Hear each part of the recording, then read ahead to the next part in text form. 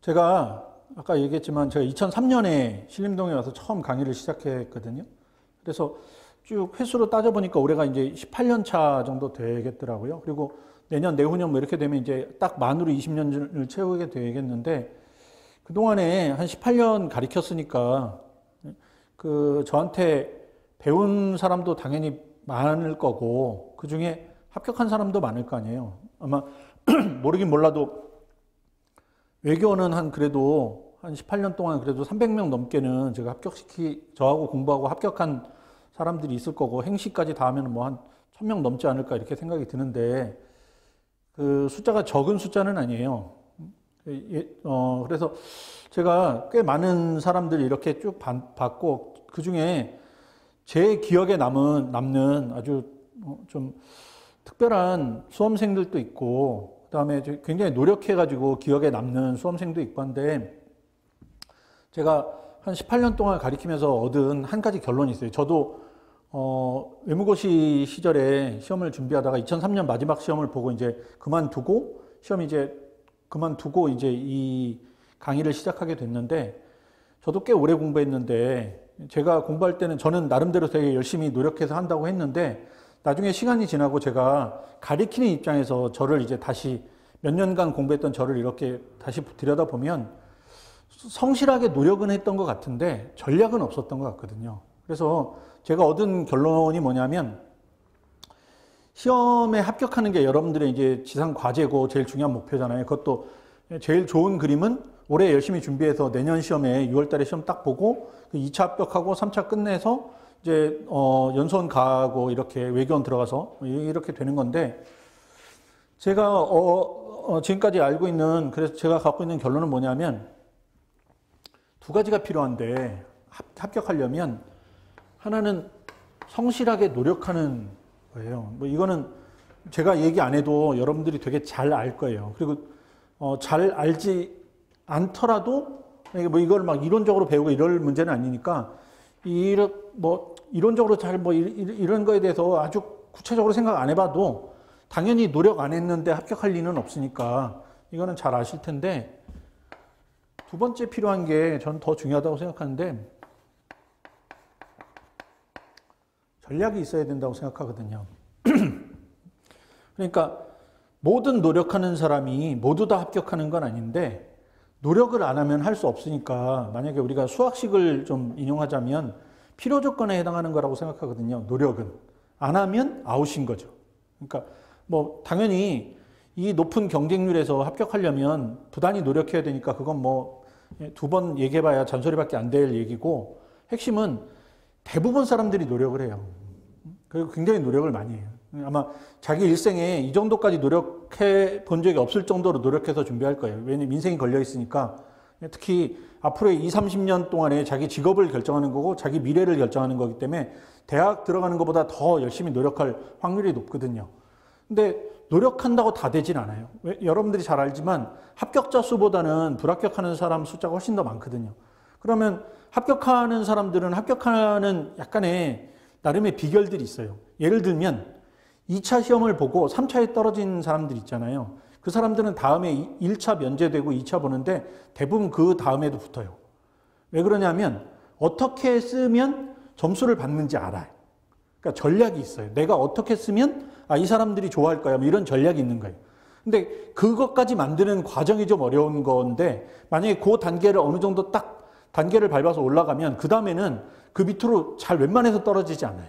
그러니까 아주 특별하게 운이 나빠서 뭐 전혀 준비 안 한 주제가 하나 나왔는데 엄청 큰 뭐 40점짜리 문제가 나왔다. 그러는 바람에 낭패를 봤다. 뭐 이런 경우를 제외하면 대부분은 2차에 한 번 합격한 사람은 대부분 다음에 다시 합격하고, 혹시 제가 2번 떨어진 사람도 봤는데 3차를, 그런 경우에도 3번째는 다시 합격하고 거의 대부분 이제 3차까지 다 통과하거든요.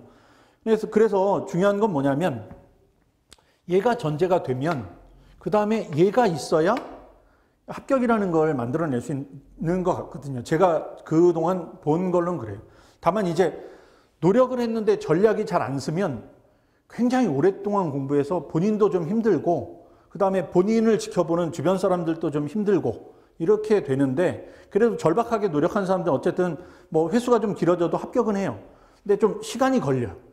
그러니까 차이는 전략을 좀 미리 가지고 있으면 좀 빨리 합격하는 것 같고 전략이 없으면 전략을 만들 때까지 그 긴 기간을 좀 고통을 받으면서 공부하게 되는 것 같고 그래서 핵심은 제가 볼 때 이 시험의 핵심은 노력한다.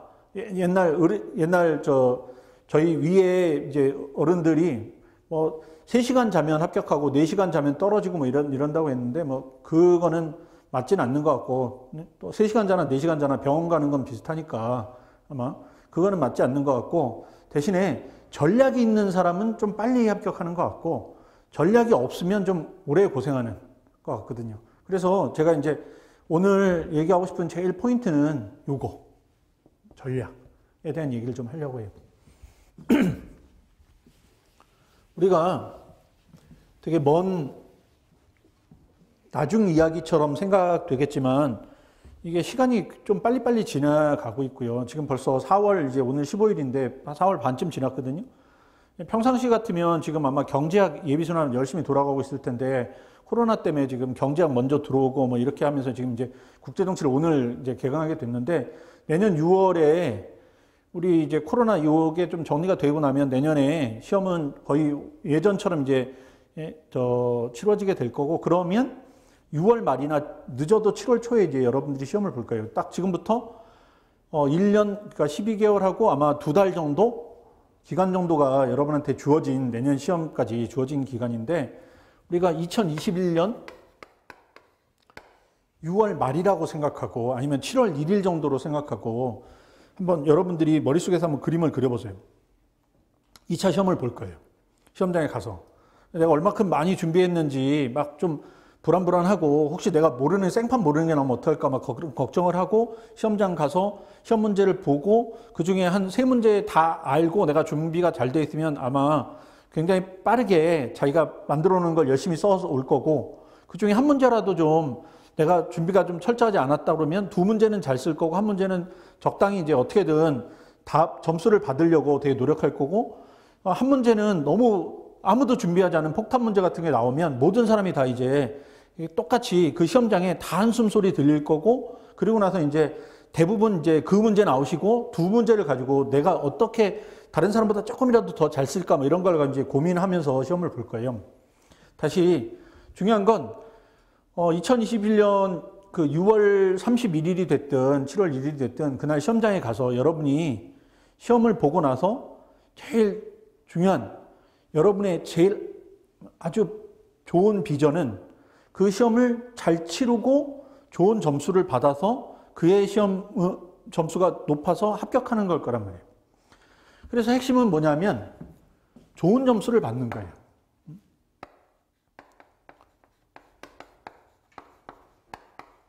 높은 점수를 받는 게 되겠죠. 우리가 제 주변에 이제 출제하시는 분들도 있고 출제자가 이제 보통 채점하니까 채점하시는 분들도 있고 한데 그 선생님들 이제 이야기를 들어보면 대체로 이제 100%를 기준으로 했을 때 수험생이 답안을 내면 그 중에 아주 잘 쓰는 답안이 한 5% 정도 되거든요. 그러면 이제 그 5% 정도 되는 그룹이 있을 거예요. 제가 점수로는 얘기하지 않는 게 어떤 해는 70점대까지 막 높게 나오는 때가 있고 어떤 해는 점수가 전체적으로 가라앉아갖고 평균 점수대가 40점대가 나오는 경우도 있어요. 한 2년 정도 전쯤에 그랬거든요. 어떤 때는 너무 잘 나와서 60점 중반도 그렇게 아주 좋은 점수가 아닐 때도 있거든요. 그래서 그거는 잘 모르겠는데 퍼센테이지는 확실해. 5%가 있고요. 상위 5%가 있고 15%가 있고 30%가 있고 대략 한 50% 정도 있고 그냥 나머지가 있는 거예요. 한 4그룹 정도 아닌데 평균적으로 점수 받는 데가 여기라고 생각하시면 되겠고 그러니까 공부 열심히 해서 이 정도 썼다. 근데 아주 특별하게 잘 쓴 건 아니고 그냥 공부했다는 걸 보여주는 정도 쓰면 한 요 정도 퍼센테이지 정도 될 거거든요. 이제 원하는 대로 안 하면 이제 요 밑으로 떨어지겠죠. 거기는 이제 논외니까 우리 이제 논의할 대상도 아니고 여러분의 목표가 요 밑에는 아닐 테니까 빼면 천상 이제 4그룹인데 제일 좋은 그림은 여기 안에 들어가는 거고, 혹시 그렇게 하려고 노력했는데 그 정도까지 안 되더라도 여기 안에 들어가면 되게 좋은 거거든요. 예를 들면 한 70점, 60점대 후반이 한 요 정도 나올 때 한 76점이나 뭐 이 정도 받으면 한 5% 정도 되거든요. 그 다음에 한 72, 3점 정도 받으면 72, 3점 요 정도 받으면 한 15%쯤 되고, 그 다음에 70점에서 이제 60점대 후반 막 마크할 때가 한 30% 되는 거고, 나머지 이제 한 50%가 아마 65점 정도나 62, 3점 요 정도 받는다고 생각을 하면 될 거예요. 제가 여지껏 가르친 학생 중에 국제정치학은 아니고 정치학인데 가장 고득점한, 국제정치, 정치학 다 합쳐서 통틀어서 100점 만점에 제일 고득점한 친구가 저한테 고맙다고 메일 보내서 알게 된 사람 중에서는 제일 고득점이 86점이에요. 어마어마한 거거든요. 보통 정치학 60점, 다른 사람들 60점 받을 때 86점 받으면 26점이 남아요. 그러면 꽈라가 없으면 100% 합격해. 어떤 과목에도 꽈라가 없으면. 그리고 다른 과목이 조금만 맞춰지면 거의 수석에 가까울 정도로 점수 높게 나오거든요. 왜냐하면 평균적으로 한 5점을 올리는 거니까. 그래서 아마 여러분들도 목표를 일단 제일 안정권은 30%, 그 다음에 그거보다 조금 더 높게 잡고 열심히 하시면 15%에서 5% 안에 들어갈 수 있어요. 방법이 다 정해져 있어요. 그러니까 그 규칙만 좀 잘 배우면 돼요.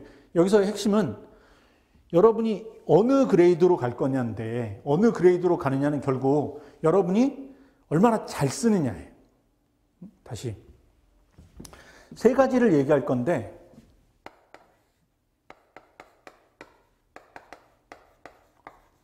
how to read, 어떻게 읽을 거냐,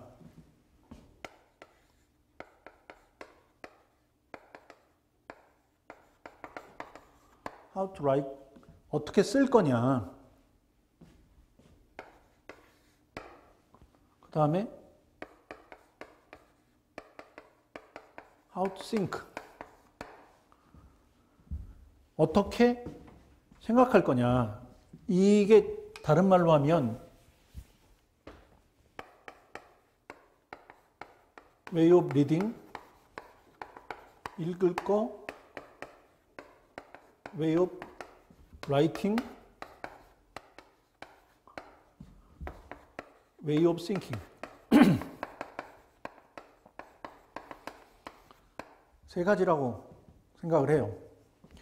이제 여러분들이 저랑 공부하기로 마음먹었으니까 여러분이 갖고 있는 편견 하나를 오늘부터 이제 깨고 공부를 해야 진짜로 좋은 글을 만들 수 있거든요. 저도 그랬는데, 여러분이 갖고 있는 제일 큰 편견 중에 하나는 아마 여러분이 지금 시험 준비하려고 어떻게 정보를 찾았고 주변 사람들한테 어떤 정보를 얻었고 이런 잘 모르겠지만, 아마 제일 많이 갖고 있는 생각은 내가 국제정치학 혹은 국제법, 경제학 책을 엄청 열심히 읽고 꼼꼼하게 읽어서 잘 배운다. 그러면 시험을 잘 볼 수 있다. 근데 경제학은 교과서가 정해져 있으니까 그걸 한다. 국제법도 교과서가 정해져 있으니까 그걸 한다. 근데 국제정치학은 교과서가 정해져 있지 않으니까 여러 개의 참고서들을 이제 붙여가지고, 그래서 내 나름대로의 논리 구조를 잘 만들어서 시험장에 간다. 라고 아마 생각하고 공부할 거예요. 제가 얘기하는 게 맞으면 여러분은 지금 공부에 합격에 딱 방법이 하나밖에 없는 거예요. way of reading밖에 없어요. 어떻게 읽을 건지만 관심 있어요. 근데 경제학은 리딩을 잘하고 그걸 수학식으로 잘 풀어주고 필요한 경우에 그래프를 잘 그려가지고 그대로만 보여주면 돼. 말로 쓸 일이 없어요. 국제법은 말로 하지만 법률 용어를 정확하게 한 다음에 법학이 갖고 있는 논리 구조에다 법률 용어만 정확하게 집어넣어주면 원래 정해져 있는 답이 있으니까 그 답을 찾아가는 과정이 그렇게 어렵진 않아요. 근데 국제정치는 달라요. 국제정치는 답이 없어요. 어떤 주제에 대해서 누가 질문했을 때 그 질문한 선생님이 현실주의자일 수도 있고 자유주의자일 수도 있고 구성주의자일 수도 있어요. 아니면 그럴 경우는 거의 없지만 막스주의자일 수도 있어요. 그 사람이 생각하는 대로 여러분이 딱 맞춰 쓴다고 보장이 없어요. 힌트를 주면 좋은데 힌트를 안 주면 이 사람이 현실주의자라서 이 문제를 만든 건지 자유주의자라서 만든 건지 구성주의자라서 만든 건지 알 수 없어요. 그러니까 할 수 있는 방법은 오로지 뭐밖에 없냐? 그냥 내 논리를 갖고 내가 글 쓰는 것밖에 방법이 없어요. 더 나쁜 건 세 사람이 출제하고 세 사람이 채점하는데 만약에 한 사람이 현실주의자, 한 사람이 자유주의자, 한 사람이 구성주의자예요. 그러면 여러분은 천상 어느 하나를 입장을 정해서 딱 써야 되는데 나머지 두 사람이 여러분을 싫어할 거예요. 여러분 답안을 별로 마음에 내켜 하지 않을 거예요. 그럼에도 불구하고 그렇게 쓸 수밖에 없어요. 몰빵할 수가 없어. 현실주의, 자유주의, 구성질 다 보여줄게. 이런 글은 없어요. 다시 천상은 여러분들이 국제정치학에서 이제 할 수 있는 유일한 방법은 어쨌든 말로 해야 돼. 여러분의 이야기를 정확하게 전달하게끔 말로 잘 써야 돼. 법학이나 경제학은 말로 잘 써서 점수 받는 학문은 아닌데 국제정치는 말을 잘해서 그걸 논리적으로 잘 구슬러가지고 그래 그럴싸해 노력한 것 같아 꽤 열심히 훈련 받은 것 같아 그래 점수 줄만해 라고 하는 마음이 들게 만드는 게 되게 중요해요. 경제학은 머릿속에서 이거 틀려? 여기 5점 여기 이거 맞아? 7점 이거는 정확해 10점 이게 되지만 글을 써가지고 하는데 이거 정확해 5점 이거는 글이 약간 이상해 7점 이렇게 될 수가 없거든. 국제정치학은 다시 그래서 여러분이 혹시 갖고 있는 전략이 지금까지 들은 게 열심히 읽어야 돼 누구 책 봐야 된대 뭐 요즘에 대세는 어떤 책을 봐야 된대 라고 듣고 왔으면 그거는 여러분이 딱 한 가지 전략밖에 없는 거예요. 근데 그 전략도 물론 중요한데 제가 생각하는 시험에서의 전략으로는 그렇게 중요하잖아요. 다시 만약에 여러분이 시험장에 가서 하여간 상위 퍼센테이지 안에 들어갈 건데 들어가고 싶은데 5%든 15%든 30%든 이 안에 들어가고 싶어요. 그러면 그 안에 들어갈 만한 퀄리피케이션을 갖고 있어야 돼. 글로. 그렇잖아요. 내가 누군지를 알려줄 수 없으니 글 만들어서 내가 그 정도까지 준비했다는 걸 보여줘야 돼. 그걸 할 수 있는 유일한 방법은 내가 얼마나 많이 읽어서 내가 내 공부한 목록을 보여줄게. 이거는 아니잖아요. 내가 100권 읽었다? 그래서 내가 100권 목록 다 기억해서 내가 글을 써준다? 그래서 점수를 많이 받는다? 이런 시험이 아니잖아요. 여러분이 유일하게 5%에 들어가거나 15%, 30%에 들어갈 수 있는 유일한 방법은 글밖에 없어요. 핵심은 쓰는 데 있어요. 얘가 제일 중요해요. 얘가. 됐죠?